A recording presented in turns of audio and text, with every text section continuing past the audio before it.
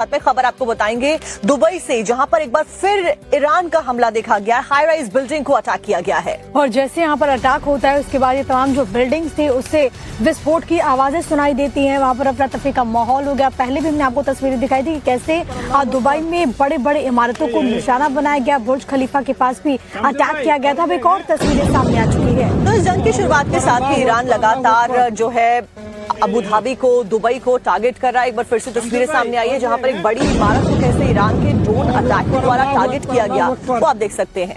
Iran ने Dubai के airport से लेकर वर्ल्ड फेमस बुर्ज खलीफा को भी निशाना बनाया था और अब एक बार फिर से दुबई पर ड्रोन से हमला किया गया है। ये गगनचुंबी इमारतें जिन पर हमला बोला गया।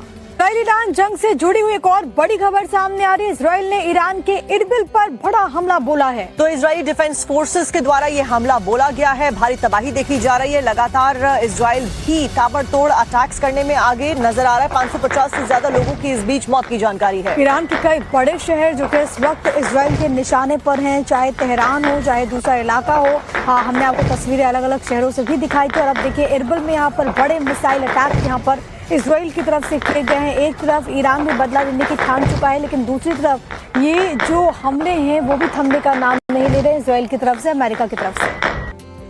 खबर अब आपको ईरान से बताएंगे। अपडेट वॉर से जुड़ा हुआ, जहां पर ईरान की जो राजधानी है तेहरान, वहां पर बड़े अटैक्स किए गए हैं। इजराइल के द्वारा एक के बाद एक ताबड़तोड़ बम बरसाए गए हैं, मिसाइल अटैक किए गए हैं और कई वहां पर जो इमारतें हैं, वहां पर जो मिलिट्री इंस्टॉलमेंट है उसको निशाना बनाया गया है। मिनट दर मिनट वहां पर जो जंग की तस्वीरें हैं वो सामने आ रही है। तेहरान में ताबड़तोड़ बम वर्षा इजरायली डिफेंस फोर्स की तरफ से, और इस बम वर्षा के बाद में पूरा तेहरान धुआं धुआं हो चुका है। ये धमाके लगातार यूं ही जारी हैं। इजराइल के फाइटर्स जेट्स बर्बादी बनकर ईरान के आसमान में कैसे मंडरा रहे हैं, ये आप समझ सकते हैं। तो इस वक्त हालात बेहद ज्यादा तनावपूर्ण बने हुए। पूरे मिडिल ईस्ट में इस वक्त घमासान छिड़ा हुआ है।